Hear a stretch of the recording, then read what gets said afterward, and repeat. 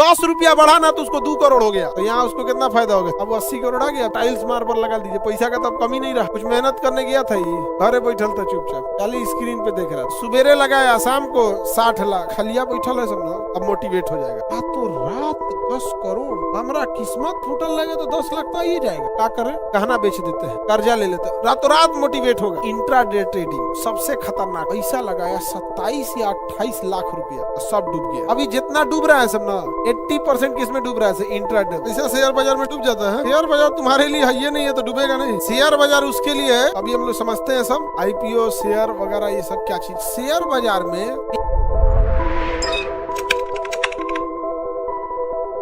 ऐसा शेयर बाजार में डूब जाता है। शेयर बाजार तुम्हारे लिए है ये नहीं है तो डूबेगा नहीं। चलिए, शेयर बाजार उसके लिए है जो सोना का व्यापार करके थक गया है। ये सोना चांदी में क्या रखा है? तुम आलू प्याज खरीद के चलोगे शेयर बाजार खरीदने, कहोगे डूबे नहीं। समझ में आया कि नहीं आ गया? पहली की शेयर बाजार तुम्हारे लिए है नहीं। हाँ, अभी हम लोग समझते हैं सब, IPO शेयर वगैरह ये सब क्या चीज है। सबसे पहले हम लोग शेयर बाजार को स्टॉक मार्केट भी कहते हैं। तब बुझाएगा नहीं आपको, ऐसे समझिए। अगर आपके पास कुछ बिजनेस आइडियाज हैं और ये श्योर सक्सेस का आइडिया है कि उसमें सक्सेस होगा ही होगा, लेकिन कुछ आइडियाज पैसे की कमी की वजह से पूरे नहीं हो पाते। ध्यान से समझो, इधर मोबाइल रखो, यार डाउन कर देंगे अभी तुम्हारा, जानिए नहीं रहा अभी ये। चलिए अब समझिए ध्यान से। आपके पास अगर कोई आइडिया है जिसमें बहुत पैसे की जरूरत है, वैसे के लिए आप एक पार्टनर ढूंढते हैं। पार्टनर 2 तरह से होते हैं, एक पैसे से हेल्प करने वाला और एक साथ साथ चलने वाला। कोई बड़ा चीज है तो साथ साथ चलने। तो शेयर बाजार में मेन कंसेप्ट क्या है, ऐसे समझिए। आप सबसे छोटा एग्जांपल लीजिए पटना का। ऑनलाइन वाले बच्चे, आपको पटना का आइडिया नहीं होगा, बट यहाँ 5 लाख से ज्यादा बच्चे हैं। ऐसा इस एरिया में, इधर 4-5 किलोमीटर के एरिया में जो भी मकान देखेंगे संभवतः वो लॉज ही होगा। तो यहाँ पर कोई लॉज खाली नहीं है,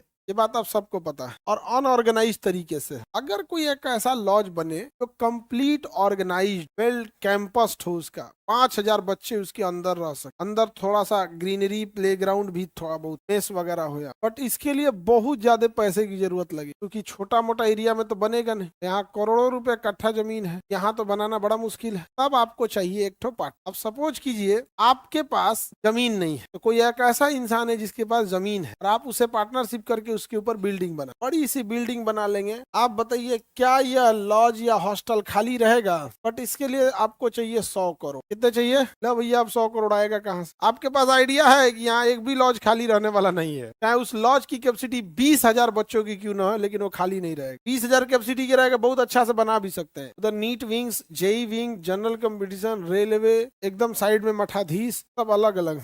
बहुत दिन से पटना रह गया, नहीं समझ आ गया। अब वो ना बताएगा कि ये किताब ठीक नहीं है, नहीं समझे, डूबी हुई कश्ती किनारा बता रही है। हालांकि वो लोग पढ़ाई करता है, उनके पढ़ाई में संदेह नहीं है, गलत ट्रैक पे चला जाता है। उन चीज में मजा आएगा वही पढ़ेगा। अब बताइए ये पैसा कहाँ से आएगा? इसके लिए आपके पास कुछ रास्ते हैं। जैसे आपके पास अगर 10-25 करोड़ के 4 पार्टनर मिल जाए तब बन जाएगा, लेकिन ये दिमाग खा के रद्द कर देगा, क्योंकि इक्वल पार्टनरशिप समझ आएगी नहीं आ गया। और प्रॉफिट का अपने हिस्सा से ले जाएगा कि भैया जितना प्रॉफिट हुआ, कहेगा कि हम 25% लगाए तो 25% लेंगे। अब बताइए, आप सोचिएगा कि डिसीजन ले, ये भी बैठ के डिसीजन लेगा कि नहीं लेगा? आप सोचिएगा कि हम इसमें ना एक छोटा सा लाइब्रेरी दे दे। टॉप फ्लोर जो है, इतना बड़ा एरिया है, टॉप फ्लोर को आधा लाइब्रेरी बना दे, क्योंकि लाइब्रेरी रूम से तो छोटा ही होगा ना, जैसे जितना बच्चा रूम में रहता है उतना में 4 गो बैठ जाएगा। तो सोचेंगे आधा एरिया लाइब्रेरी बना दे, आधा एरिया मेज बना दे, उसमें कोनो एक उठा के ना, ऐसे नहीं होगा, बेसमेंट में बनेगा लाइब्रेरी। दिमाग खाएगा। अब क्या कीजिएगा? आपको चाहिए पार्टनर, आपके पास 25 करोड़ रुपया है।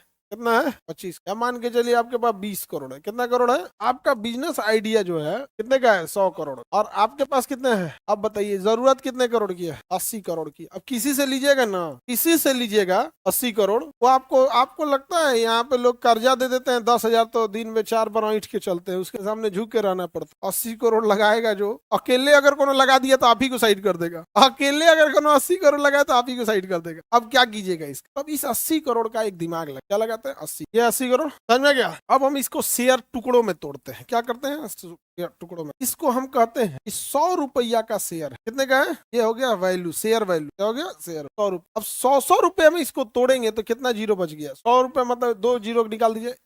1 2 3 4 5 6 80 लाख। टोटल शेयर कितना हो गया? Total share 80 lakh. कितना हो गया? यानी अगर 80 लाख लोग मिलकर 100 रुपया दे दे, 80 लाख लोग मिलकर कितना रुपया दे दे? 100 रुपया दे दे, तो ऑटोमेटिक वो कितना हो जाएगा, 80 करोड़ हो जाएगा। 80 करोड़ हो जाएगा कि नहीं हो जाएगा। अभी बताइए 80 लाख लोग चाहिए, कितना रुपया देने वाला। अगर ऐसी व्यवस्था हो जाएगी 80 लाख लोग मिलकर 100 रुपया दे दे, तो जितना प्रॉफिट हुआ, जितना प्रॉफिट हुआ, अब जैसे कोई एक शेयर खरीदा है, कितना शेयर खरीदा, एक शेयर, कितना रुपया दिया होगा, 100 रुपया। उस हिसाब से वो कितना परसेंट कंट्रीब्यूट किया ये निकाल लेंगे हम। अब हमको टोटल कितना चाहिए था, 80 करोड़, और उस 80 करोड़ में किसी ने कितना दिया, 100 रुपया दिया। तो बताइए 100 रुपया दिया कितना में, 80 करोड़ में, परसेंटेज निकालेंगे तो बिल आ जाएगा। क्या है, बिल आ जाएगा। और रूल है कि कितना परसेंट आएगा, ये 10%। पगला उगला है क्या ये, बकलोल कहीं भाग दे रहा है में, तो 10% आ रहा है। 2 जीरो से 2 जीरो कटा, 1 जीरो से 1 जीरो, 1 जीरो से 1 जीरो, 0.00000 कितना जाएगा पता नहीं चलेगा। और रूल है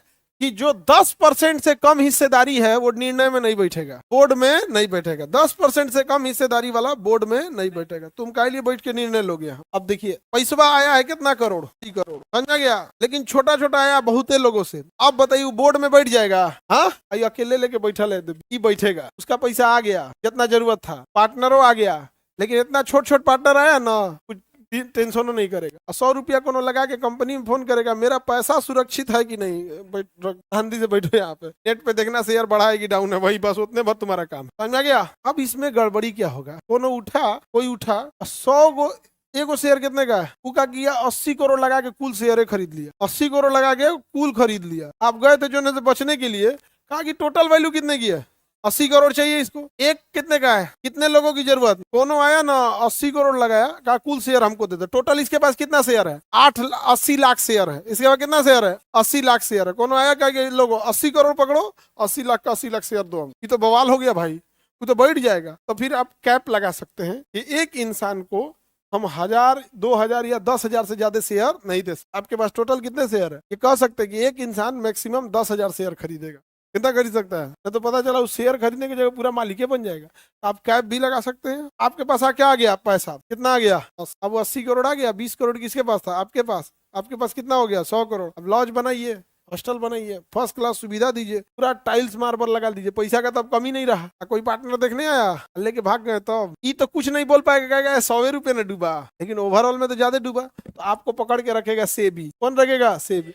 तो शेयर बाजार को कंट्रोल कौन करता है, सेबी। शेयर बाजार को कंट्रोल करेगा, सेबी कंट्रोल करेगी। कितना पैसा कलेक्ट हुआ, अब आपका बिजनेस चलेगा कि नहीं चलेगा। लॉज बना दीजिए, कुछ भी बनाना है जो बनाइए यहाँ पर। ये तो 100 करोड़ के लिए कोई शेयर में जाता ही नहीं है। कौन जाएगा इतना छोटा पैसा के लिए शेयर बाजार में, मतलब सब बड़ा बड़ा पैसा। 1 लाख करोड़, 2 लाख करोड़, 5,000 करोड़, 1000 करोड़ से नीचे तो उन्हें सुनबो नहीं करता है। 1000 करोड़ मान के चलिए इधर उधर हुआ ना, 500 करोड़ इधर उधर हुआ तो न्यूजो नहीं बनेगा, ये छोटा मोटा चीज के लिए नहीं है, वो बहुत हाई लेवल की चीज हो जाती है पूरी। अच्छा आपको लगेगा कि 80 लाख लोग कहाँ से आएंगे, भैया हिंदुस्तान इतना बड़ा है, हाँ 140 करोड़ लोग हैं, इसमें कोई वो नहीं है, कोई भी खरीद सकता है, कोई बेच सकता है। एक शेयर कितने का, 100 रुपए। टोटल कितने शेयर, हाँ हाँ। अब देखिए ध्यान से, अब एक एक करके उसको पैसा मिल गया, अब वो बिजनेस खड़ा करेगा। अब जितना प्रॉफिट आएगा, जिसकी जितने हिस्सेदारी, प्रॉफिट में उतना उतना बांट दिया जाएगा। कोई 100 रुपया खरीदा तो उसकी हिस्सेदारी कितने रुपए आएगी, बहुत कम हो सकता है। उसको 1 रुपया है तो उसको कितना दिया जाएगा, 1 रुपया एक्स्ट्रा दिया जाएगा। 100 रुपया उसका पड़ा हुआ है, 1 रुपया एक्स्ट्रा। जो प्रॉफिट आता है, टोटल प्रॉफिट आया टोटल। अगर बड़े बड़े पार्टनर रहते तो बड़ा बड़ा हिस्सा बांटना रहता, आज भी उतना ही बांटना पड़ेगा इनको, लेकिन इतना छोटा छोटा टुकड़ों में बांटना रहेगा कि सामने वाले कुछ पता नहीं चलेगा। अब बोर्ड में भी नहीं बैठेंगे शेयर बाजार में, समझ आ रहा है। ऐसे कंट्रोल कौन करेगा, हाँ सेबी कंट्रोल करेगा। शेयर बाजार वाला जब पैसे प्रॉफिट बांटता है तो उसे प्रॉफिट नहीं डिविडेंड बोलते, प्रॉफिट ना बोल के क्या कहेंगे, डिविडेंड। अब शेयर बाजार में सबसे बड़ी चीज क्या है, आपको प्रॉफिट तब होगा जब आपके पास जितने ज्यादा शेयर है, जैसे इधर समझिएगा ध्यान से, इसमें शेयर वैल्यू कितने की है, 100 रुपए की है। टोटल कितने अवेलेबल शेयर है, 80 लाख में से मान के चलिए आपने 500 शेयर खरीदा था। कितने शेयर खरीदे थे, 500 शेयर खरीदे थे। तो 500 शेयर खरीदने के लिए एक शेयर पे आपको देना था 100 रुपया, 500 शेयर खरीदने के लिए आपको 50,000 रुपया लगा होगा। कितना लगा होगा, 50। अब देखिए अगर वो कंपनी का शेयर बढ़ के यहाँ से भाग गया 100 से 103 रुपया हो गया, 100 से कितना हुआ, तो पर शेयर कितना फायदा हुआ, 3 रुपया। और इसके पास शेयर कितना था, 3 से गुणा करिए, कितना फायदा हो गया। एक चीज तो आपको समझ में आ रहा है कि शेयर बाजार में फायदा उसी को होगा जिसके पास जितने ज्यादा नंबर ऑफ शेयर है, समझ में आ गया। अब जैसे देखिए इसको कितना फायदा हो गया, 1500 फायदा हुआ। अब इसको मिटाते हैं। कोई अमीर आदमी इसमें शेयर खरीदा था, 1 लाख शेयर खरीदा, कितना खरीदा? 1 लाख शेयर खरीदा। हालांकि 1 लाख शेयर खरीदने में उसको पैसा भी लगा होगा, इसे फ्री में तो आया नहीं है। 1 लाख शेयर खरीदने में उसको 1 करोड़ रुपया लगा होगा। कितना लगा होगा? 1 करोड़।